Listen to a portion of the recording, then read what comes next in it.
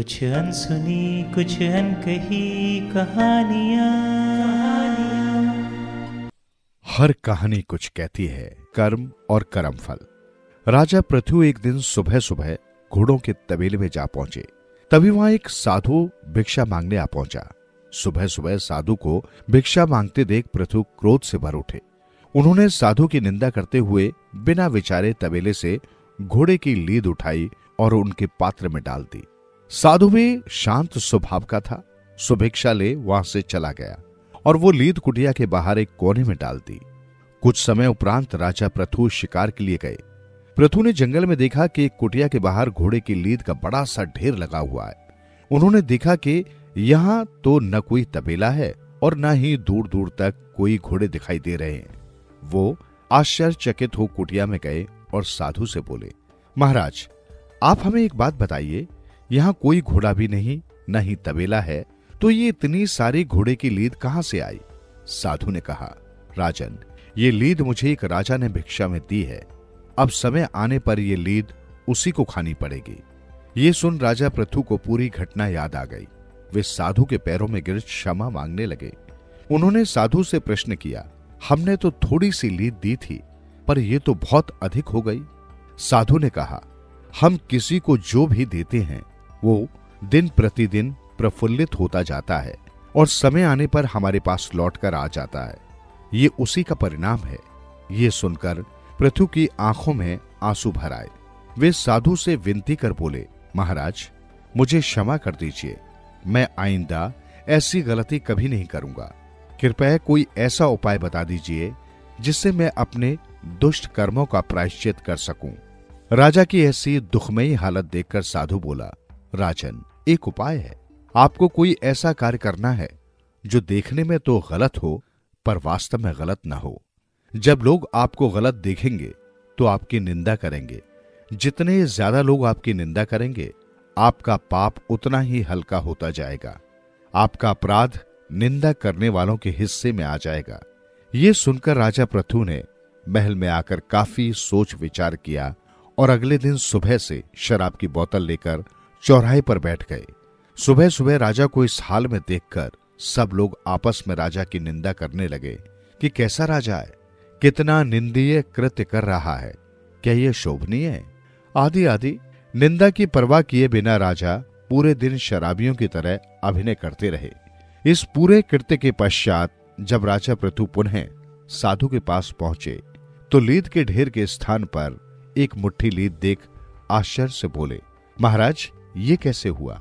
इतना बड़ा ढेर कहां गायब हो गया? साधु ने कहा, यह आपकी अनुचित निंदा के कारण हुआ है राजन। जिन जिन लोगों ने आपकी अनुचित निंदा की है, आपका पाप उन सब में बराबर बराबर बट गया है। फिर राजा बोले, महाराज, फिर ये मुट्ठी भर बचा क्यों? ये क्यों नहीं बटा? तो फिर ऋषि बोले, राजन, ये तुम्हारा कर्म है। जितना तुमने मेरे भिक्षा पात्र में मेरे खाने के लिए दिए थे, उतना तो तुम्हें खाना ही पड़ेगा। कोई कितना भी उपाय दान पुण्य कर ले, उसका कर्म दोष कट तो जाएगा, पर उसका मूल नष्ट नहीं होगा। उतना तो भरना ही पड़ेगा। जब हम किसी की बेवजह निंदा करते हैं तो हमें उसके पाप का बोझ भी उठाना पड़ता है तथा हमें अपने किए गए कर्मों का फल तो भुगतना ही पड़ता है। अब चाहे हंसकर भुगतें या रोकर, हम जैसा देंगे वैसा ही लौटकर वापस आएगा।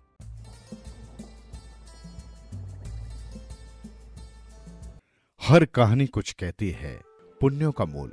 एक व्यापारी जितना अमीर था उतना ही दान पुण्य करने वाला। वो सदैव यज्ञ पूजा आदि करता रहता था। एक यज्ञ में उसने अपना सब कुछ दान कर दिया। अब उसके पास परिवार चलाने लायक भी पैसे नहीं बचे थे। व्यापारी की पत्नी ने सुझाव दिया कि पड़ोस के नगर में एक बड़े सेठ रहते हैं। वो दूसरों के पुण्य खरीदते हैं। आप उनके पास जाइए और अपने कुछ पुण्य बेचकर थोड़े से पैसे ले आइए, जिससे फिर से काम धंधा शुरू हो सके। पुण्य बेचने की व्यापारी की बिल्कुल इच्छा नहीं थी, लेकिन पत्नी के दबाव और बच्चों की चिंता में वो पुण्य बेचने को तैयार हुआ। पत्नी ने रास्ते में खाने के लिए 4 रोटियां बनाकर दे दी। व्यापारी चलता चलता उस नगर के पास पहुंचा जहां पुण्य के खरीदार सेठ रहते थे। उसे भूख लगी थी। नगर में प्रवेश करने से पहले उसने सोचा भोजन कर लिया जाए। उसने जैसे ही रोटियां निकाली, एक कुतिया तुरंत के जन्म अपने 3 बच्चों के साथ आ खड़ी हुई। कुतिया ने बच्चे जंगल में जन्म दिए थे। बारिश के दिन थे और बच्चे छोटे थे, इसलिए वो उन्हें छोड़कर नगर में नहीं जा सकती थी। व्यापारी को दया आ गई। उसने एक रोटी कुतिया को खाने को दे दी। कुतिया पलक झपकते ही रोटी चट कर गई, लेकिन वो अब भी भूख से हांफ रही थी। व्यापारी ने दूसरी रोटी, फिर तीसरी और फिर 4 रोटियां कुतिया को खिला दी। खुद केवल पानी पीकर सेठ के पास पहुंचा। व्यापारी ने सेठ से कहा कि वो अपना पुण्य बेचने आया है। सेठ व्यस्त था। उसने कहा कि शाम को आओ। दोपहर में सेठ भोजन के लिए घर गया और उसने अपनी पत्नी को बताया कि एक व्यापारी अपने पुण्य बेचने आया है, उसका कौन सा पुण्य खरीदूं। सेठ की पत्नी बहुत पतिव्रता और सिद्ध थी। उसने ध्यान लगाकर देख लिया कि आज व्यापारी ने कुतिया को रोटियां खिलाई हैं। उसने अपने पति से कहा कि उसका आज का पुण्य खरीदना, जो उसने एक जानवर को रोटी खिलाकर कमाया है, वो उसका अब तक का सर्वश्रेष्ठ पुण्य है। व्यापारी शाम को फिर अपना पुण्य बेचने आया। सेठ ने कहा, आज आपने जो यज्ञ किया है, मैं उसका पुण्य लेना चाहता हूं। व्यापारी हंसने लगा। उसने कहा कि अगर मेरे पास यज्ञ के लिए पैसे होते तो क्या मैं आपके पास पुण्य बेचने आता। सेठ ने कहा, आज आपने किसी भूखे जानवर को भोजन कराकर उसके और उसके बच्चों के प्राणों की रक्षा की है, मुझे वही पुण्य चाहिए। व्यापारी वो पुण्य बेचने को तैयार हुआ। सेठ ने कहा कि उस पुण्य के बदले वो व्यापारी को 4 रोटियों के वजन के बराबर हीरे मोती देगा। 4 रोटियां बनाई गई और उसे तराजू के एक पलड़े में रखा गया। दूसरे पलड़े में सेठ ने एक पोटली में भरकर हीरे जवाहरात रखे। पलड़ा हिला तक नहीं। दूसरी पोटली मंगाई गई, फिर भी पलड़ा नहीं हिला। कई पोटलियों के रखने पर भी जब पलड़ा नहीं हिला तो व्यापारी ने कहा, सेठ जी, मैंने विचार बदल दिया है, मैं अब पुण्य नहीं बेचना चाहता। व्यापारी खाली हाथ अपने घर की ओर चल पड़ा। उसे डर हुआ कि कहीं घर में घुसते ही पत्नी के साथ कलह न शुरू हो जाए। जहां उसने कुतिया को रोटियां डाली थी, वहां से कुछ कंकड़ पत्थर उठाए और साथ में रखकर गांठ बांध दी। घर पहुंचने पर पत्नी ने पूछा कि पुण्य बेचकर कितने पैसे मिले, तो उसने थैली दिखाई और कहा, इसे भोजन के बाद रात को ही खोलेंगे।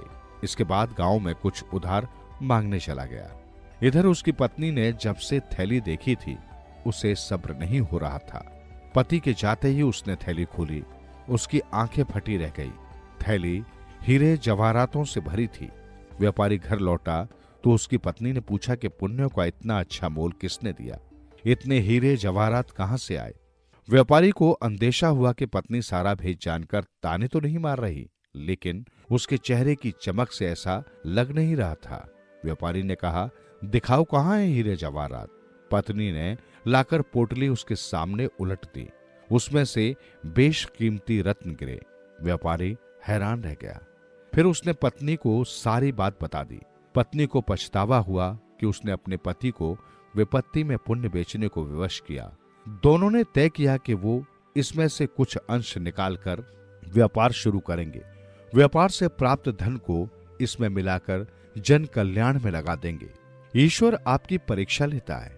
परीक्षा में वो सबसे ज्यादा आपके उसी गुण को परखता है जिस पर आपको गर्व हो। अगर आप परीक्षा में खरे उतर जाते हैं तो ईश्वर वो गुण आप में हमेशा के लिए वरदान स्वरूप दे देते हैं।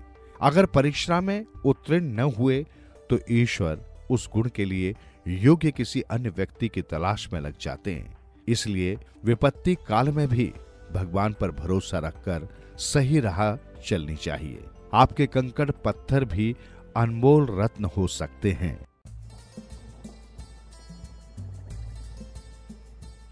हर कहानी कुछ कहती है। सजा चोर को, फांसी राजा को। किसी जमाने में एक गरीब आदमी अपने कच्चे और जर्जर मकान में रहता था। तेज आंधी आने से एक दिन उसका मकान गिर पड़ा। गिरे हुए मकान को देखकर वो रोने लगा। हाँ, मैं गरीब आदमी बर्बाद हो गया। अरे रोते क्यों हो, हम तुम्हारी मदद करेंगे। चुप हो जाओ भैया दुखीराम, नया मकान बनाने के लिए मैं थोड़ी ईंटें तुम्हें उपहार में दे दूंगा। और हाँ, हम बिना मजदूरी लिए तुम्हारा घर भी तैयार कर देंगे। लोगों की बातें सुनकर उसे बड़ी तसल्ली हुई और उसने अपने आंसू पोंछ लिए और सचमुच सभी लोगों ने मदद कर उसका नया मकान शीघ्र ही तैयार कर दिया। केवल छत डालनी शेष रह गई। छत डालने का कार्य महंगा था। गरीब आदमी लोगों से मांगकर भी उपयुक्त धन जुटा न सका। मैं छत फिर कभी बनवा लूंगा। आप लोग सरपत की चटाई लाकर छत के स्थान पर रख दें और थोड़ी सी मिट्टी ऊपर डाल दें। जी बहुत अच्छा। सस्ती छत डालकर भी दूर से सच्चाई नहीं मालूम पड़ती थी। मकान बहुत सुंदर बना था। उधर पास के गांव में रहने वाला एक चोर एक दिन उधर से गुजरा तो नया मकान देखकर आश्चर्यचकित रह गया। जरूर ये गरीब आदमी अमीर हो गया है। कैसा सुंदर मकान बनाया है। यहाँ चोरी करने से अच्छा माल हाथ लगेगा। रात गहरी हो जाने पर चोर चुपके से मकान की छत पर चढ़ा, लेकिन जैसे ही छत पर चलने के लिए उसने अपना एक कदम आगे बढ़ाया, अरे ये क्या हुआ? इससे पहले कि वो कुछ समझे, चोर घर के भीतर सोए हुए मालिक के ऊपर जा गिरा। हड़बड़ाकर गरीब आदमी की नींद टूट गई और वो चोर को पकड़ने के लिए भागा। अरे कौन है, कौन है, अरे कौन है? मगर चोर अंधेरे का लाभ उठाकर भाग गया। गरीब आदमी उसे पकड़ न सका। ओह, लगता है भाग गया। दूसरे दिन चोर राजा के दरबार में पहुंचा। उसने राजा को अपनी शिकायत बतानी चाहिए। कौन हो तुम? हे राजाओं के राजा, महान बुद्धि वाले महाराजा अधिराज, बलशाली महाप्रभु, मैं एक गरीब और दुखी चोर हूँ। हुजूर के दरबार में अपनी फरियाद लेकर आया हूँ। जरूर सुनाओ। हमारे दरबार में चोर साहूकार, गरीब अमीर, छोटे बड़े सभी को न्याय मिलता है। तुम घबराओ मत श्रीमान चोर जी, हम पूरा न्याय करेंगे। राजा ने चोर को तसल्ली दी। महाराज, मैं कल रात एक आदमी के घर चोरी करने गया। उसका मकान छत के बजाय चटाई से ढका था। उस पर मैं जैसे ही चढ़ा नीचे गिर पड़ा। मेरे एक पांव में चोट आई है। ये तो ईश्वर की बड़ी कृपा हुई कि मेरे एक पांव में ही चोट आई है, वरना मेरे दोनों पांव भी टूट सकते थे। हुजूर, आपसे विनती है कि उस घर के मालिक को कड़ी से कड़ी सजा दें। उसके बाद राजा ने मकान मालिक अर्थात गरीब आदमी को अपने दरबार में बुलवाया और अदालत की। क्या ये सच है कि यह आदमी कल रात तुम्हारी छत से नीचे गिर पड़ा? ये बात तो बिल्कुल सच है महाराज। यदि ये सच है तो तुम्हें जरूर फांसी दी जाएगी। गरीब आदमी घबराया। महाराज, मुझ गरीब एवं निर्दोष को क्यों फांसी देना चाहते हैं? इस चोर को क्यों नहीं सजा देते? खामोश, हमें सिखाने की हिम्मत कैसे हुई तुझे? गरीब आदमी मन ही मन समझ गया कि उसे इस राजा से इंसाफ नहीं मिल सकता। अतः जान बचाने के लिए उसके मन में एक युक्ति आ गई। मेरे मालिक, आप तो न्याय के साक्षात अवतार हैं। स्वयं सोचिए, यदि छत बनाने वाले ने कच्ची छत बनाई तो मेरा क्या कसूर है? हाँ, तुम्हारी बात तो सही है। खैर, तुम्हें माफ किया जाता है। हम छत बनाने वाले को फांसी देंगे। छत बनाने वाले को हमारे सामने हाजिर किया जाए। दूसरे दिन छत बनाने वाला दरबार में हाजिर हुआ। तुमने कच्ची छत बनाई है, तुम्हें फांसी दी जाती है। हुजूर, फांसी देने से पहले मेरी बात तो सुन ले। जल्दी बोलो, क्या कहना चाहते हो? हुजूर, चटाई बनाने वाले ने इतनी पतली और कच्ची चटाई बनाई थी कि किसी के भी वजन से उस छत को गिरना ही था। अब भला इसमें मेरा क्या कसूर है? राजा ने छत वाले की बात मान ली और चटाई बनाने वाले को इसी वक्त पकड़ कर लाओ और फांसी पर चढ़ा दो। जो अन्नदाता राजा के अधिकारी सैनिक चटाई बनाने वाले को पकड़ लाए और सीधा फांसी घर ले जाने लगे। वो रास्ते में चीखने चिल्लाने लगा, अरे झालिमो, मुझे एक बार राजा से तो मिल लेने दो। सैनिक उसे खींचते रहे। नहीं, राजा से मिलने के लिए नहीं, फांसी देने के लिए कहा है। राजा, जो बुर्ज पर खड़ा चटाई वाले की चीख पुकार सुन उसे कुछ दया आ गई। वो बुर्ज पर से ही बोला, इसे हमसे मिलने दिया जाए। मरने से पहले इसकी ये इच्छा पूरी करने में कोई बुराई नहीं। जो आज्ञा अन्नदाता। मेरे मालिक, मेरे देवता, मुझ पर विश्वास करो। मैंने हमेशा मजबूत चटाइयां बनाई हैं, मगर कुछ समय से मेरा एक पड़ोसी जबरदस्त कबूतर प्रेमी हो गया है। उसके कबूतर आकाश में चक्कर काटते रहते हैं। इससे मेरा ध्यान बढ़ जाता है। और मैं मजबूत चटाइयां नहीं बना पाता हूँ। सैनिकों, इसे छोड़ दो और कबूतर प्रेमी को हमारे सामने पेश करो। हमारे राज्य में हम कभी अन्याय नहीं होने देंगे। आखिर सैनिक कबूतर प्रेमी को भी पकड़ लाए। राजा ने उसे भी फांसी की सजा सुना दी। कबूतर प्रेमी ने भी महाराज को अपना तर्क दिया। महाराज, आप तो महान हैं, स्वयं जानते हैं कि कबूतर उड़ाना कोई कसूर नहीं है, बल्कि ये तो मुल्क में अमन और शांति के प्रतीक हैं। यदि आप मेरे बदले चोर को सजा देंगे तो प्रजा आपकी जय जयकार करेगी। क्या? चोर को फांसी देने से प्रजा हमारी जय जयकार करेगी? शाबाश, ये तो तुमने हमारे फायदे की बात बताई है। तुम्हारे जैसे बुद्धिमान व्यक्ति को हम आज ही अपना मंत्री नियुक्त करते हैं और चोर को फांसी की सजा देते हैं। सैनिकों ने राजा के आदेश के अनुसार चोर को फांसी देने के लिए ढूंढ लिया और उसे फांसी देने के लिए फांसी घर ले गए। पर संयोग से चोर बहुत ही लंबा आदमी था। जल्लादों ने फंदा ऊंचा करने की भरसक कोशिश की, लेकिन फिर भी चोर के पांव जमीन पर ही रहे। आखिर जल्लाद राजा के पास पहुंचे। महाराज, चोर बहुत लंबा है, उसके पांव जमीन पर ही रहते हैं, इसलिए उसे फांसी नहीं दी जा सकती। अरे मूर्खो, छोटी छोटी बातों को लेकर मेरे पास मुझे परेशान करने चले आते हो। यदि चोर बहुत लंबा है तो चौराहे पर जाकर किसी नाटे आदमी को ढूंढकर फांसी लगा दो। क्या यह कोई कठिन समस्या है? अच्छा अन्नदाता, हम अभी किसी नाटे आदमी को ढूंढ लाते हैं। जल्लाद सड़क पर पहुंचे। देखा कि एक नाटा आदमी अपने कंधे पर आटे की बोरी लिए चला आ रहा था। फांसी के लिए इसका नाम ठीक रहेगा। राजा का आदेश हम लोगों के लिए कानून है। चलो इसे जल्दी से पकड़कर फांसी पर चढ़ा दे, नहीं तो ये भी राजा के पास पहुंचकर अपनी जान बचा लेगा। जल्लादों ने दौड़कर उस नाटे आदमी को पकड़ लिया और खींचते हुए फांसी घर ले गए। अरे छोड़ दो मुझे, कहां ले जा रहे हो? फांसी देने। नाटे के गले में फांसी का फंदा डाला ही था कि राजा भी टहलता हुआ वहां तक आ पहुंचा। हुजूर मेरे मालिक, मुझे आपसे कुछ निवेदन करना है। जानता हूं, वही निवेदन करोगे जो अभी तक सभी लोग करते आ रहे थे। करो, तुम भी निवेदन कर लो। मैं गरीब आदमी सामान ढो ढो कर अपने बाल बच्चों का पेट भरता हूँ।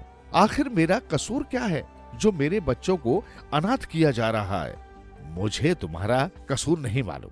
मुझे जिस चोर को फांसी पर लटकाना है उसके पांव बहुत लंबे हैं, इसलिए उसे फांसी नहीं लग सकती। तुम्हारा आकार बिल्कुल ठीक है।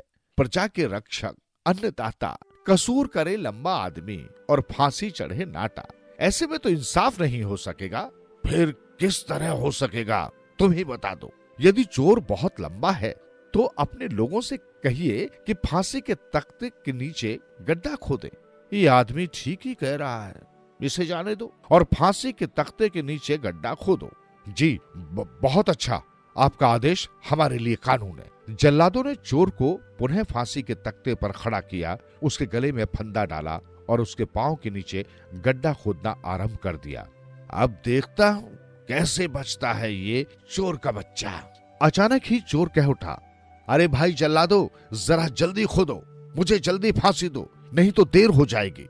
ये तो बड़ा बहादुर है, फांसी से डरता ही नहीं है। बड़ी जल्दी बचा रहे हो, क्या तुम्हें फांसी से डर नहीं लगता?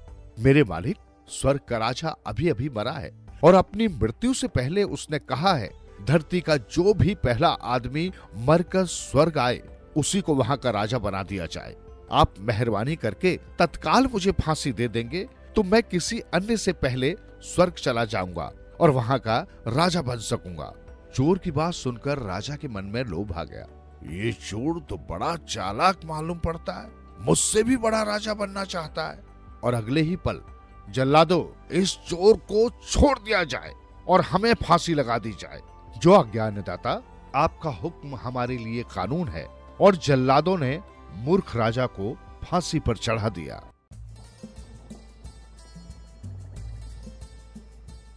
हर कहानी कुछ कहती है।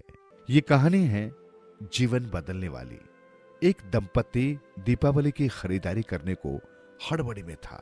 पति ने पत्नी से कहा, जल्दी करो, मेरे पास टाइम नहीं है, कहकर कमरे से बाहर निकल गया। तभी बाहर लॉन में बैठी मां पर उसकी नजर पड़ी। कुछ सोचते हुए वापस कमरे में आया और अपनी पत्नी से बोला, शालू, तुमने माँ से भी पूछा कि उनको दिवाली पर क्या चाहिए?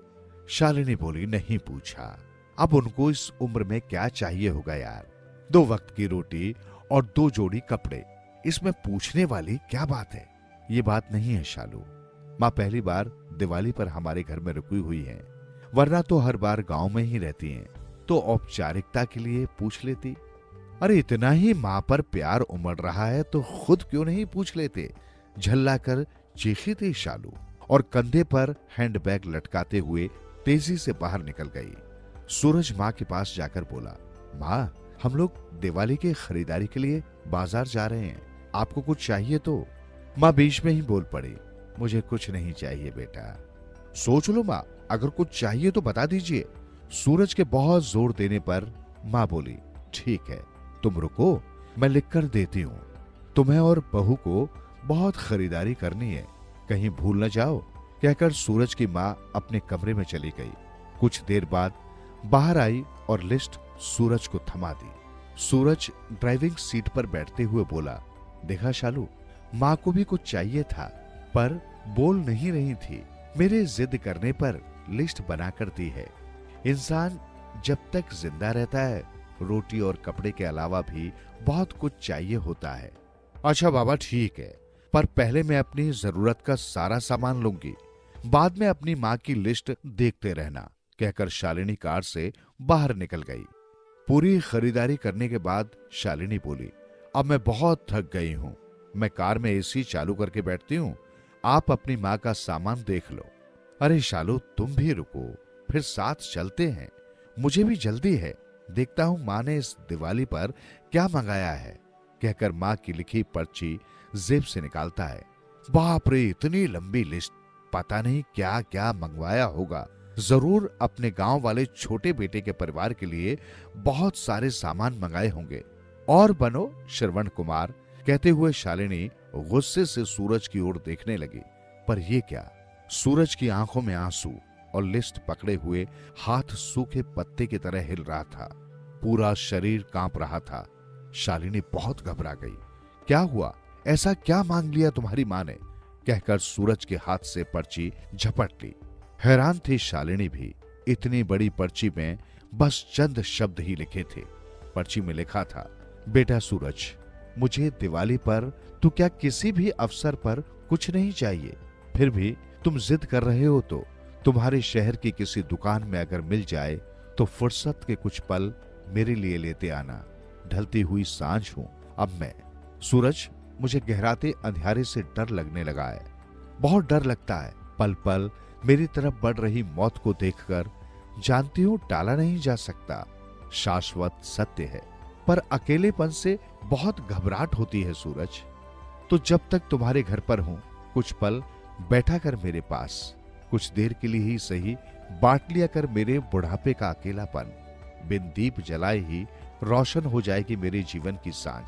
कितने साल हो गए बेटा तुझे स्पर्श नहीं किया, एक बार फिर से आ मेरी गोद में सर रख और मैं ममता भरी हथेली से सहलाऊं तेरे सर को। एक बार फिर से इतराए मेरा हृदय मेरे अपनों को करीब, बहुत करीब पाकर, और मुस्कुरा कर मिलूं मौत के गले। क्या पता अगली दिवाली तक रहूं न रहूं। पर्ची की आखिरी लाइन पढ़ते पढ़ते शालिनी फफक फफक कर रो पड़ी। ऐसी होती है माँ। दोस्तों, अपने घर के उन विशाल हृदय वाले लोगों जिनको आप बूढ़े और बुढ़िया की श्रेणी में रखते हैं, वे आपके जीवन के कल्पतरु हैं। उनका यथोचित आदर, सम्मान, सेवा और देखभाल करें। यकीन मानिए आपके भी बूढ़े होने के दिन नजदीक ही हैं। उसकी तैयारी आज से ही कर लें, इसमें कोई शक नहीं। आपके अच्छे बुरे कृत देर सवेर आप ही के पास लौटकर आने हैं।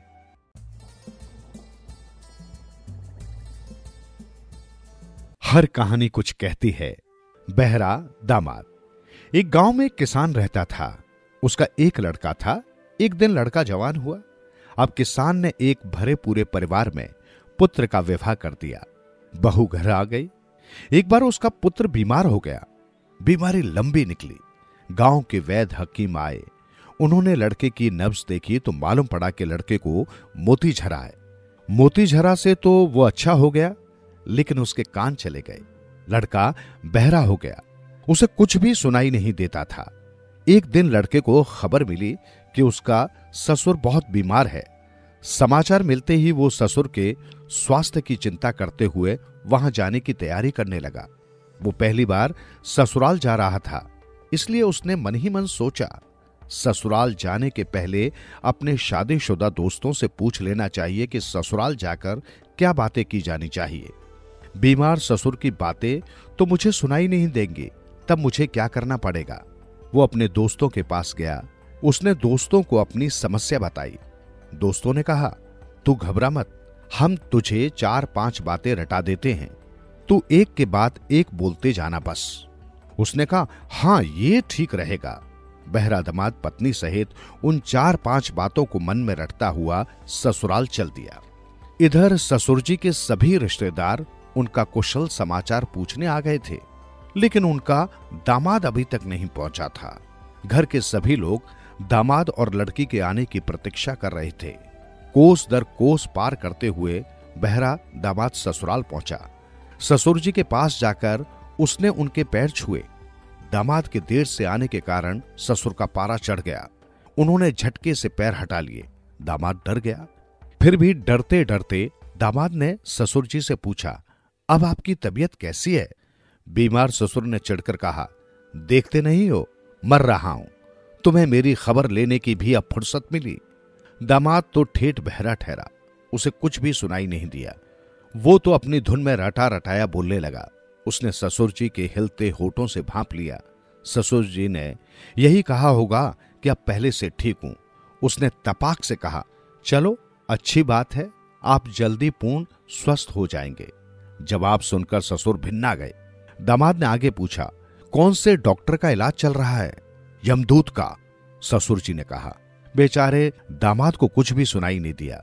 उसने सोच लिया कि ससुर ने कहा होगा कि किसी बड़े डॉक्टर या वैद्य का इलाज चल रहा है। उसने उसी जोश में कहा, तब तो बहुत अच्छा है, हमेशा बड़े डॉक्टर से ही इलाज कराना चाहिए। ये कहकर दामाद जोर से हंस पड़ा।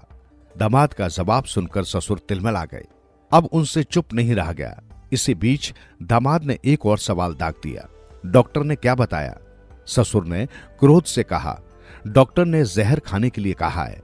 बहरे दामाद ने सोचा खिचड़ी, दूध, फल आदि खाने के लिए कहा होगा। यह सोचकर वो बोला, बहुत अच्छा पथ्य बताया, आगे भी ध्यान रखिए। ससुर ने अपना माथा ठोक लिया, इस बहरे दामाद का क्या करूं? ये मूर्ख तो मेरी जान लेना चाहता है। पास में पड़े डंडे को उठाकर गुस्से में ससुर ने दामाद की खोपड़ी पर दे मारा। बहरे दामाद को अचानक कुछ समझ में नहीं आया। माथे से खून बह रहा था। मुंह लटकाकर बहरा दामाद अपनी करनी पर पछताता हुआ अपने घर की तरफ चल दिया। वाह रे बहरे दामाद।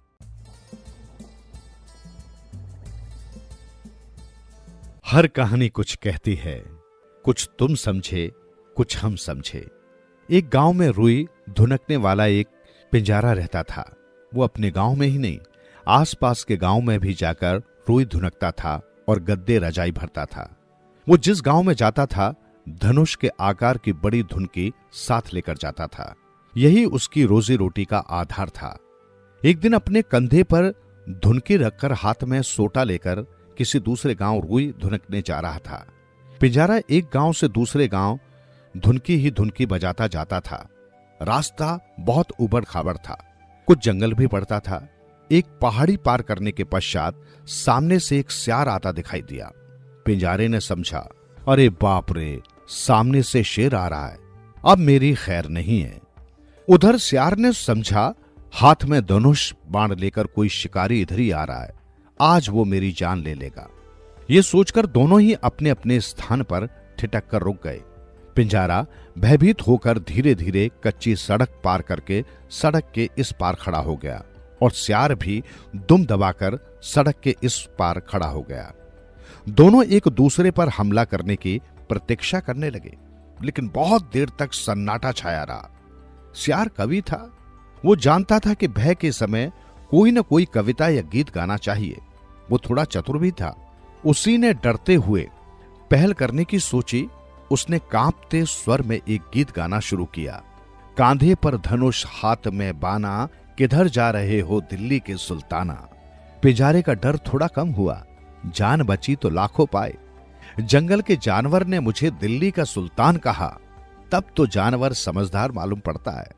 उसने भी दिल्ली के सुल्तान की तरह सीना फुलाकर कहा, जंगल में रहना और बेरों को खाना, बड़े ने बड़े को खूब पहचाना।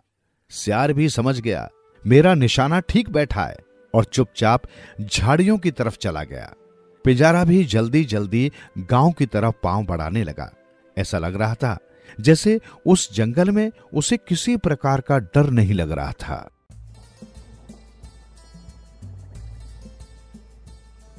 हर कहानी कुछ कहती है। वन की रानी। मालवा में किसी समय एक राजा राज्य करता था। उसके कोई संतान नहीं थी। संतान की चाह में राजा ने एक एक करके 6 विवाह किए, फिर भी उसे संतान का सुख नसीब नहीं हुआ। वो इस चिंता में हमेशा दुखी रहता था कि उसके मरने के बाद उसके राज्य को कौन संभालेगा, उसका वंश आगे कैसे चलेगा। यही वो सोचा करता। एक बार वो शिकार खेलने जंगल में गया। एक शिकार का पीछा करता हुआ वो काफी आगे निकल गया था। सारे सिपाही पीछे रह गए। राजा शिकार का पीछा करते करते थक गया। धूप भी बहुत तेज थी। वो एक घने पेड़ के नीचे थोड़ा आराम करने बैठ गया। तभी अचानक एक शेर दहाड़ता हुआ उसकी तरफ लपका। राजा के प्राण सूख गए, किंतु तभी एक तीर शेर को जा लगा और वो वहीं ढेर हो गया। राजा बड़ा हैरान हुआ, किसने उसकी जान बचाई। अभी वो सोच ही रहा था कि एक युवती हाथों में तीर कमान लिए सामने आई। वो इतनी सुंदर थी कि राजा उसकी सुंदरता में खो गया। वो खुद को संभालते हुए बोला, आज अगर आपने मेरी जान न बचाई होती तो निश्चय ही मैं इस शेर की खुराक बन गया होता। मेरी जान बचाकर आपने मुझ पर एहसान किया है। आप कौन हैं? इस घने जंगल में क्या कर रही हैं? वो युवती बोली, राजन, मैं इसी वन में रहती हूं। मेरा नाम वन रानी है। राजा के सिपाही भी तब तक उन्हें ढूंढते ढूंढते आ पहुंचे। राजा मन ही मन वन रानी की सुंदरता पर मोहित हो गया था। उसने वन रानी के सामने विवाह का प्रस्ताव रखा। वन रानी भी राजा को देख उस पर मोहित हो गई थी। उसने तुरंत वो प्रस्ताव स्वीकार कर लिया। उस दिन वन रानी राजा के साथ ही रही। अगले दिन राजा उसे अपने साथ महल में ले गए। राजा की अन्य रानियों ने जब उसे देखा तो उन्होंने आपस में कहा, हम सब तो यही समझती थी कि महाराज शिकार खेलने जाते हैं, मगर अब समझ में आया कि वे तो इस चुड़ैल के पास जाते थे। नई रानी के आने का समाचार सारे नगर में फैल गया। नगर के सभी लोग वन रानी को देखने के लिए महल के सामने आ खड़े हुए। 3 दिन बाद बड़ी धूमधाम से राजा ने वन रानी से विवाह किया। 6 रानियां वन रानी से जलती भुनती थी। वे उससे बात तक नहीं करती थी। इससे नई रानी अकेलापन महसूस करती, खासकर उस समय जब राजा शिकार खेलने चला जाता था। कुछ समय के बाद वन रानी गर्भवती हुई। ये खबर जब राजा को मिली तो वो खुशी से झूम उठा। उसने गरीबों और साधु संतों को खूब दान दक्षिणा दी। एक दिन जब राजा शिकार पर जाने लगे तब नई रानी ने राजा से कहा, स्वामी, आप तो हमेशा बाहर शिकार खेलने जाते हैं और मैं यहां अकेली रह जाती हूं। न जाने बच्चे का जन्म होने पर क्या स्थिति हो, उस समय मेरी क्या हालत होगी। राजा को नई रानी की बात ठीक लगी। वो बोला, तुम जरा भी चिंता मत करो, मैं महल के शिखर पर एक बड़ा घंटा लटकवा देता हूं। जब बच्चे के जन्म का समय आ जाए तब तुम उसे तुरंत बजा देना। मैं उसी समय तुम्हारे पास लौट आऊंगा। नई रानी के प्रसव का समय नजदीक आ गया था। हमेशा की तरह राजा उस समय भी शिकार खेलने गया हुआ था। प्रसव पीड़ा होने के कारण रानी घंटा बजाना भूल गई। उन 6 रानियों ने वन रानी को अनाज की बखारी में धकेल दिया। वन रानी का सुंदर सा शिशु बाहर जा गिरा। रानियों ने उसे उठा लिया और उसके स्थान पर एक पत्थर रख दिया। बखारी में इतना अंधेरा था कि वन रानी ये नहीं देख सकी कि उसने किसे जन्म दिया है। अन्य रानियों ने उसे शिशु को भैंस बांधने वाली जगह पर रख दिया ताकि भैंसों के खुरों के नीचे कुचलकर अपने आप मर जाए। 2 दिनों के बाद राजा जंगल से वापस लौटा। 6 रानियों ने उसे पत्थर का वो टुकड़ा दिखाया और कहा, ये लीजिए, आपकी जंगली रानी ने ये बेटा पैदा किया है। राजा ये देखकर बड़ा उदास हुआ। दुखी होकर अपना सिर पकड़े वहीं बैठ गया। उसने वनरानी का सिर मुड़वाकर उसे खेतों में कौवे उड़ाने के लिए महल से बाहर निकाल दिया। इधर 6 रानियां भैंस बांधने वाली जगह पर यह देखने के लिए गईं कि वो नवजात शिशु भैंसों के खुर से कुचला जा चुका है या नहीं। पर वहां जाकर उन्हें बड़ी हैरानी हुई। भैंस उसे दूध पिला रही थी। उन्होंने तुरंत उस शिशु को वहां से उठाकर बकरे बांधने वाली जगह पर फेंक दिया। 2 दिन बाद उस जगह की रखवाली करने वाला बूढ़ा गडरिया और उसकी औरत उधर पहुंचे। गडरिये की औरत जब वहां की साफ सफाई कर रही थी तो उसे कपड़े में लिपटा हुआ वो शिशु मिला। उसने अपने वृद्ध पति के पास बुलाया और खुशी से बोली, ये देखो, मुझे वनरानी का बेटा मिल गया। मैं सोचा करती थी कि कहीं किसी औरत ने पत्थर को पैदा किया है। जरूर इसमें किसी की चाल है। गडरिया दंपत्ति की कोई संतान नहीं थी। उस बूढ़े को एक तरकीब सूझी।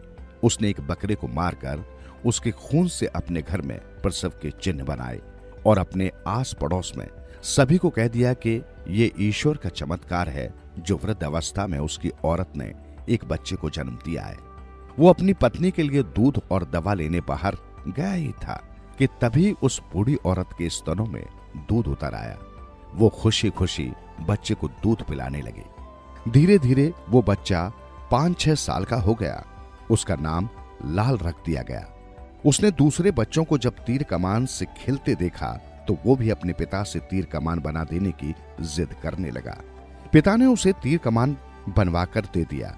वो दूसरे बच्चों के साथ तीर कमान से खेलने लगा। लगातार अभ्यास से उसका निशाना सुधरता गया और वो अचूक निशानेबाज बन गया। अब वो रोज चिड़िया मारकर घर ले आता। उसके सभी साथी नदी में नहाने जाते थे और लकड़ी के घोड़े से खेलते थे।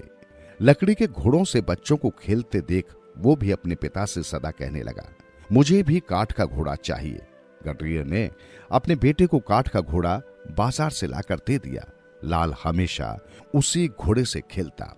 लाल एक दिन नदी किनारे नहाने गया। वहां पानी में काठ के घोड़े का मुंह डालते हुए बोला, काठ के घोड़े, पानी पी, पानी पी। पास ही 6 रानियां भी नहा रही थी। रानियों ने उसकी बात सुनी तो वे उसका मजाक बनाते हुए बोली, अरे मूर्ख लड़के, तू ये क्या कह रहा है? काठ का घोड़ा भी कभी पानी पीता है? तूने या तेरे बाप ने कभी काठ के घोड़े को पानी पीते देखा है? लाल को रानियों की बात बुरी लगी। वो झट से बोला, सो तो तुम ठीक कह रही हो, मगर क्या तुम्हारे बाप दादाओं ने कभी औरत को पत्थर पैदा करते देखा है? लाल के मुंह से ये सुनकर 6 रानियां चौंक उठी। वे आपस में बातें करने लगी। उनका कलेजा धक से रह गया। ठीक से नहाए बिना ही वे तुरंत ही महल में लौट आई। बिना खाए पिए अपने पलंग पर जाकर लेट गईं। शाम को जब राजा शिकार से लौटा तो उन्हें यूं लेटी हुई देखकर बोला, अरे क्या हो गया तुम लोगों को? क्या सभी की तबीयत खराब है? रानियों ने राजा को बताया कि उस काठ के घोड़े वाले लड़के ने उनका कितनी बुरी तरह से अपमान किया है। राजा ने तुरंत अपने सिपाहियों को लाल के घर उसे लाने को भेजा। सिपाहियों को देखकर लाल की बूढ़ी मां रोने लगी। लाल ने मां को समझाया, इसमें डरने की कोई बात नहीं है। वो सिपाहियों और अपने पिता के साथ बड़ी हिम्मत से राजा के दरबार में चला गया। उसे देखते ही राजा के मन में यकायक एक विचार कौंध गया, कदाचित ये मेरा ही असली बेटा हो। राजा शंका मिटाने के लिए उसने गडरिये से पूछा, क्या यह तुम्हारा बेटा है? सच सच बताओ। गडरिये ने राजा को बता दिया कि ये वनरानी का बेटा है। राजा बोला, क्या सबूत है तुम्हारे पास कि ये वनरानी का बेटा है? गडरिया कुछ कहता है उससे पहले ही लाल बोल पड़ा, आप वनरानी को बुलाइए, मैं ये साबित कर दूंगा कि वनरानी ही मेरी मां है। राजा ने तुरंत वनरानी को लेवाने के लिए सिपाहियों को जंगल में भेजा। जब वनरानी महल में आई तो लाल ने कहा, मेरे और वनरानी के बीच 7 पर्दे लगा दिए जाएं। राजा ने 7 पर्दे लगवा दिए तो लाल बोला, अगर 7 पर्दों के पीछे खड़ी स्त्री मेरी असली मां है तो उसकी छाती का दूध 7 पर्दों को फाड़कर मेरे मुंह में आएगा। वनरानी की छाती से दूध की धारा फूट पड़ी और 7 पर्दे फाड़ती हुई लाल के मुंह में चली गई। लाल खुशी से चिल्लाया, यही मेरी मां है। उसने राजा और उसके सभी दरबारियों से पूछा, क्या कभी आपने किसी औरत को पत्थर पैदा करते देखा सुना है? सभी दरबारी एक साथ बोल पड़े, नहीं, हमने कभी नहीं देखा सुना, आप ही हमारे राजकुमार हैं। राजा ने लाल को अपनी छाती से लगा लिया और वनरानी से अपनी भूल की माफी मांगी। तब वनरानी ने 6 दुष्ट रानियों की कहानी राजा को सुनाई। राजा ने तुरंत ही 6 रानियों को दरबार में बुलवाया और उनके सिर मुड़वाकर उन्हें नगर से बाहर निकाल दिया।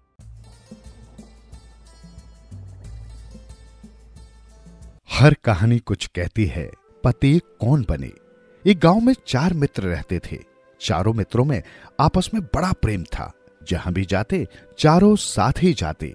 एक बार उन्होंने सोचा क्यों न सभी जन कहीं घूमने निकले। सभी ने रास्ते के लिए आवश्यक सामग्री, खाने पीने का सामान अपने अपने झोलों में बांधा और तैयार हो गए। दूर दूर देशों में घूमने का कार्यक्रम था। अतः सुबह चारों अपने गांव से निकल पड़े। सुबह के चले हुए चारों मित्रों को दोपहर हुई, फिर शाम ढलने लगी। रात होने से पहले उन्होंने सुरक्षित जगह में पड़ाव डालने की सोची। एक साफ सुथरी जगह में उन्होंने अपने तंबू गाड़ लिए। खाने के लिए रोटियां तो बांधी थी, मिलजुल कर खाएं और सोने की तैयारी करने लग गए। सोने से पहले उन्हें ख्याल आया, सभी ने लंबे सफर के लिए काफी सामान बांध रखा है। यदि सभी सो गए तो सुबह तक सारा साफ हो जाएगा। अनजान जगह है, क्या पता यहां नजदीक ही डाकू या चोर रहते हो। अतः उन्होंने सोचा सभी मित्र बारी बारी पहरा देंगे। पहले एक पहरा देगा तो बाकी तीनों सो जाएंगे। इस तरह पहला सोएगा तो दूसरे को पहरे के लिए जगा देगा। अब पहले पहरा कौन दे ये तय करना कठिन था, किंतु इसका हल भी जल्दी ही निकल गया। चारों मित्रों में एक ब्राह्मण था, एक बढ़ई, एक दर्जी और एक सुनहार। ब्राह्मण ने कहा, भाई मैंने तो तड़के उठकर पूजा पाठ करनी होती है, इसलिए मेरा पहरा सुबह के पहर में रखो। इसी तरह पहला पहरा बढ़ई का, दूसरा दर्जी का, तीसरा सुनहर का और अंतिम ब्राह्मण का तय हुआ।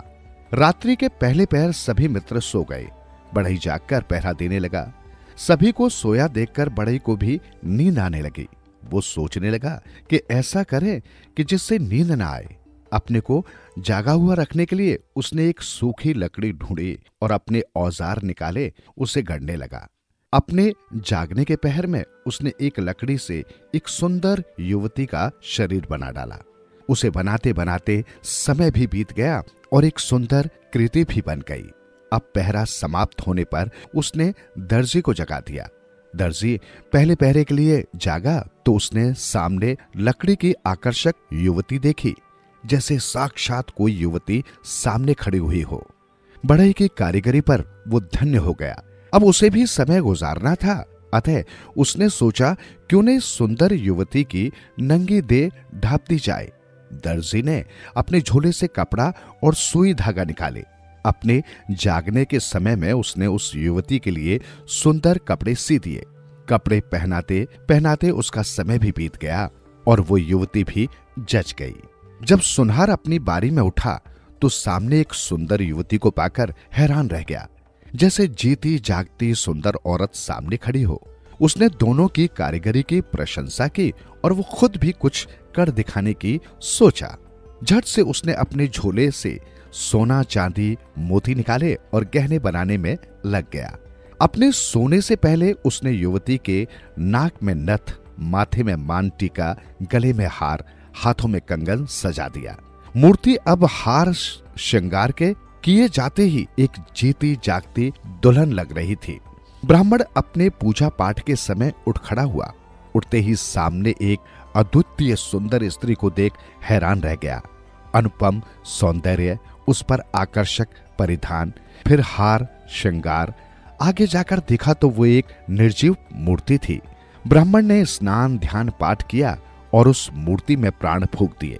ब्राह्मण के पूजा पाठ और विद्या से प्राणवान होने पर वो युवती सजीव हो गई। इतने में सुबह हो गई। तीनों मित्र भी जग गए। जब तीनों उठे तो सामने एक सुंदरी को देखा।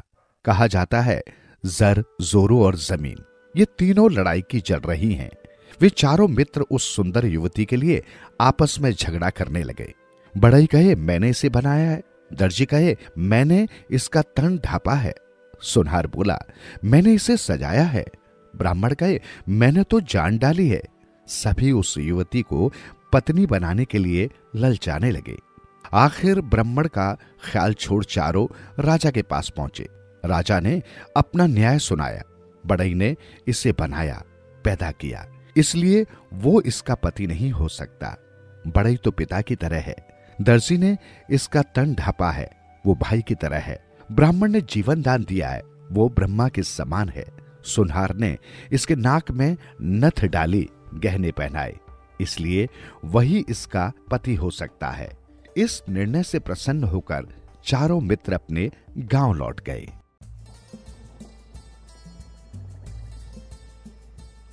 हर कहानी कुछ कहती है। सातवां राजकुमार और बंदर। एक राजा के 7 पुत्र थे, वे सभी विवाह योग्य हो गए। राजा चाहता था 7 पुत्रों का विवाह एक ही घर में हो। एक अन्य राजा के घर में भी 7 पुत्रियां थी। उस राजा का भी यही विचार था कि सभी बहनें एक ही घर ब्याही जाएं। राजा ने ब्राह्मण और नाई बुलवाए तो सभी राजकुमारों के लिए योग्य कन्याएं ढूंढने के लिए कहा। ब्राह्मण और नाई राजा से खर्चा पानी लेकर चल दिए। जब वे तीसरे राज्य में पहुंचे तो उन्हें पता चला कि इस राजा की भी 7 राजकुमारियां हैं और वो भी एक ही घर में विवाह करना चाहता है। ब्राह्मण और नाई ने राजा से बात की, वो मान गया और कुड़माई पक्की हो गई। लगन पत्री देखी गई और बात पक्की हो गई। आते आते विवाह का दिन भी आ गया। 7 भाइयों की बारात तैयार हुई। इनमें से सबसे छोटे भाई ने कहा, भाई राजपाट अकेला नहीं छोड़ना चाहिए, मैं यहाँ पीछे रह जाता हूँ, क्योंकि राजा भी बारात में जाएंगे, कोई पीछे लूट मचा दे तो शर्म की बात होगी। विचार विमर्श के बाद 7वां भाई वहीं रुक गया। 6 भाइयों की बारात चली। बारात को एक जगह रात पड़ गई, वहां डेरा डाल दिया गया। वहां वासुकी नाग आ गया। नाग ने राजा से कहा कि मैं कुछ मांगना चाहता हूँ, मुझे वचन दे। राजा ने वचन दे दिया। वासुकी नाग ने कहा, बारात में 7वीं पालकी खाली चली है, इस पालकी की राजकुमारी मुझे दे देना। राजा ने वचन दिया था, मानना पड़ा। दूसरे दिन बारात पहुंची, लगन बेदी सब कुछ हुआ और तीसरे दिन बारात वापस लौटी। 7वीं बहन नाग ने ले ली, 6 महल में आई। बेचारा 7वां भाई पालकी का इंतजार ही करता रह गया। एक दिन छोटे भाई को एक भाभी ने ताना मारा कि यदि तू सूरमा होता तो हमारी बहन को ले आता। उसे बड़ी ठेस लगी। वो घोड़े पर सवार हो निकल पड़ा। घोड़े का एक मित्र था बंदर, वो भी उनके साथ हो लिया। चलते चलते रास्ते में एक दरिया आया। घोड़े ने वहां पानी पिया। घोड़े के पानी पीने से दरिया आधा रह गया। फिर बंदर ने पानी पिया तो दरिया पूरा ही सूख गया। वासुकी नाग पाताल लोक में उस राजकुमारी की गोद में मजे से सो रहा था। बंदर पाताल लोक पहुंच गया और राजकुमारी को उठाकर दरिया के रास्ते बाहर भेज दिया। वो स्वयं धीरे धीरे वासुकी नाग की टांग दबाने लगा ताकि उसे नींद आ जाए। बंदर को ये पता था कि नाग से बचना उतना आसान नहीं है। वो किनारे बैठ नाग के जागने का इंतजार करने लगा। जब नाग जागा तो उसने देखा बंदर एक पेड़ के नीचे रस्सी बना रहा था। नाग ने पूछा कि ये क्या कर रहे हो? तो बंदर ने कहा, आज बड़ा भूकंप आएगा, इतना कि घर छप्पर सब उड़ जाएंगे। मैंने रस्सी बना अपने को इस पेड़ से बांध लेना है ताकि बचा रहूं। वासुकी नाग डर गया। उसने कहा, भैया मुझे भी कुछ उपाय बताओ। बंदर ने कहा, एक काम हो सकता है, तुझे भी इस पेड़ से बांध देता हूं, तभी तुम बच सकते हो। नाग मान गया। बंदर ने उसे पेड़ से कसकर बांध दिया और स्वयं खिसक गया। राजकुमारी अब उनके पास थी। वे राजकुमारी को लेकर अपने राज्य में वापस आ गए।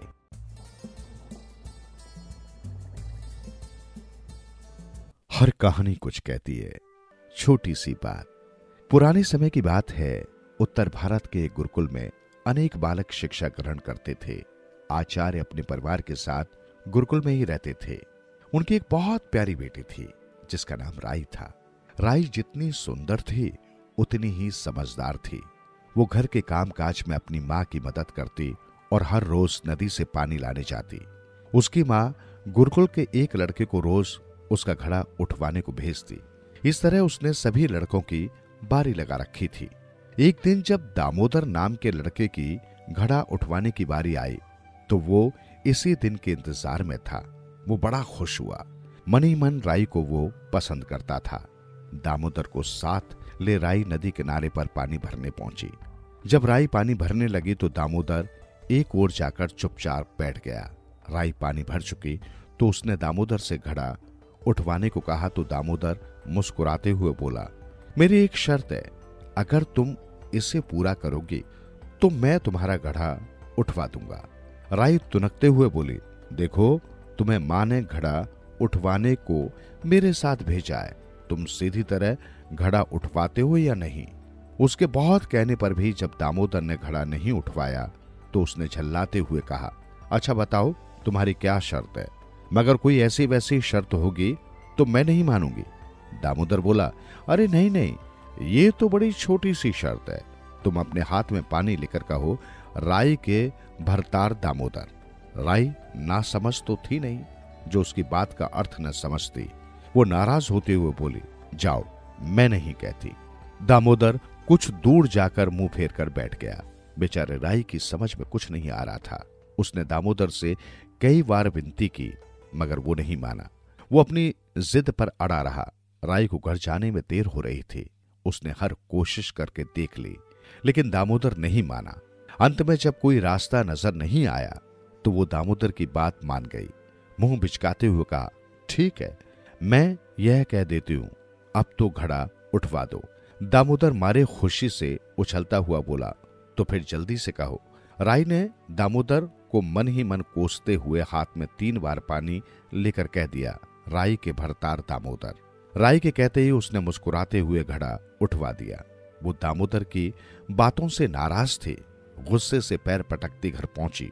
मां ने उसे गुस्से में देखा तो उससे पूछने लगी, बेटी क्या बात है, तू इतने गुस्से में क्यों है, मुझे बता। राई ने रोते हुए मां को सारी बात बता दी। ये सुन मां मन ही मन बड़ी खुश हुई। दामोदर अच्छा लड़का था। राई के पिता भी उसे पसंद करते थे। उन्होंने राई का विवाह दामोदर के साथ करने का निश्चय पहले से ही कर रखा था। राई की मां ने दामोदर से पूछा, बेटा, तुम्हारे घर में माता पिता के अलावा और कौन कौन है? दामोदर ने उदास होकर कहा, मेरा इस संसार में कोई नहीं है। राई के माता पिता ने अच्छा सशुभ मुहूर्त देखकर अपनी बेटी का विवाह दामोदर के साथ कर दिया।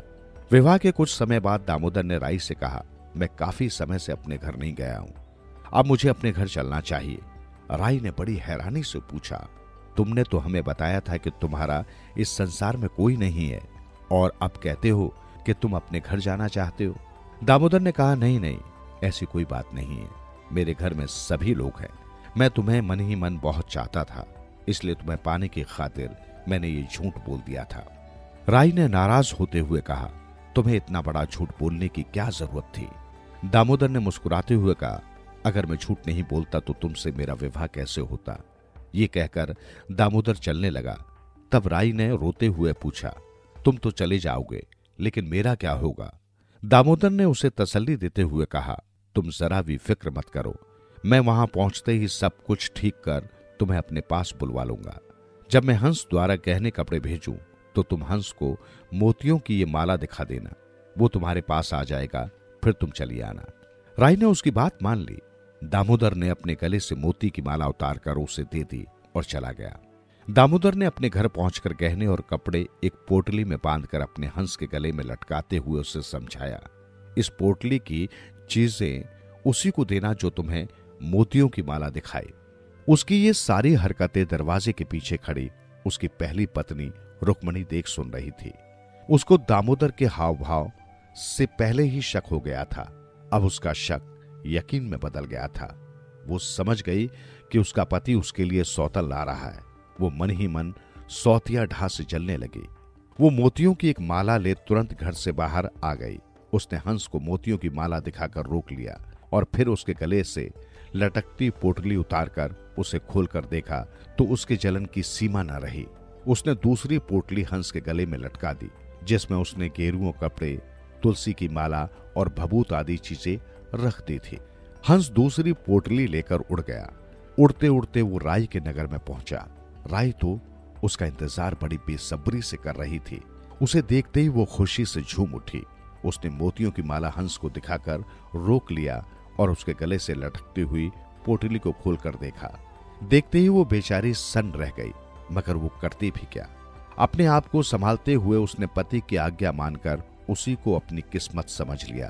गेरुआ वस्त्र पहन लिए, भभूत सारे बदन में लगाकर, तुलसी की माला हाथ में लेकर वो दामोदर का नाम जपते हुए तुलसी चौरे की परिक्रमा करने लगी। इस तरह परिक्रमा करते करते उसे काफी समय हो गया और वो जमीन में धंस गई। उधर दामोदर राई की राह देखते देखते थक गया। उसे उसकी याद सताने लगी। वो सोचने लगा, राई न जाने किस हाल में होगी, चलकर देखना चाहिए। बहाना बनाकर वो घर से चल पड़ा। चलते चलते वो राई के घर पर आया। राई को इस हाल में देखकर उसे बड़ा दुख हुआ। वो समझ गया कि हो न हो इसमें जरूर रुक्मणी का हाथ है। वो राई के पास गया और उसे सारी बातें बताई और समझा बुझाकर उसे साथ लेकर अपने नगर में पहुंचा। उसे कुम्हार के घर में ठहराकर अपने घर चला गया। जाते समय उसने राई से कहा, मैं घर से लोगों को गाजे बाजे के साथ भेजूंगा, तुम चली आना। और भी बहुत सारी बातें उसे वो समझा गया। घर पहुंचते ही दामोदर पेट दर्द का बहाना बनाते हुए तड़पने लगा। सभी लोग उसकी ये दशा देखकर घबरा उठे। उन्होंने वैद्य हकीम सबको बुलवाया, लेकिन कोई फायदा नहीं हुआ। वो पहले से भी ज्यादा छटपटाने लगा। घर के सभी लोग उसे ऐसी हालत में देख परेशान हो उठे थे। सोचने लगे कि अब क्या किया जाए। बड़ी मुश्किल से दामोदर ने करहाती आवाज में कहा, मैंने सुना है कुम्हार के घर एक मेहमान आई हुई है। वो पेट की बड़ी अच्छी मालिश करती है। हाय, मेरा दम निकला जा रहा है। तुम लोग उसे जल्दी से बुलवाओ। घर के सभी लोग दौड़े दौड़े उसे बुलाने गए। राई ने बड़ी होशियारी से कहा, मैं पराये मर्द के पेट की मालिश नहीं करती। उन लोगों ने उसे खूब समझाने की कोशिश की। उसे ये भी बताया कि उसकी हालत काफी नाजुक है, पर वो टस से मस नहीं हुई। वे सभी अपना सा मुंह बनाए अपने घर आ गए। दामोदर को पूरी बात बता दी। दामोदर ने झूठ मूठ के दर्द से छटपटाते हुए कहा, मेरा दर्द तो मेरी जान लेकर ही छोड़ेगा। अब तो मैं मरा। अब इसमें इतना सोचने विचारने की क्या बात है। उसे तुरंत ही बहू बनाकर ले आए, नहीं तो मेरी जान ही निकल जाएगी। घर के सभी लोग गाते बजाते उसे लाने के लिए गए और उसे पूरे मान सम्मान के साथ अपने घर ले आए। घर आते ही राई ने दामोदर के पास जाकर उसके पेट पर हाथ रखा। उसके हाथ रखते ही उसका दर्द तुरंत ही गायब हो गया। रुक्मणी अभी तक अपने पति की सारी नौटंकी देख रही थी। वो उसकी सारी चालाकी समझ गई थी। जब उससे रहा नहीं गया, तब वो दामोदर पर बरसते हुए बोली, तुम पर तो मुझे पहले से ही शक था, इसलिए मैं तुम्हारी सभी हरकतों पर नजर रखती थी। अगर मैं चाहती तो तुम्हारे इस पेट दर्द की नौटंकी का भेद घर के सभी लोगों को बता देती, मगर मैंने ऐसा नहीं किया। तुमने जरा भी मेरे बारे में नहीं सोचा।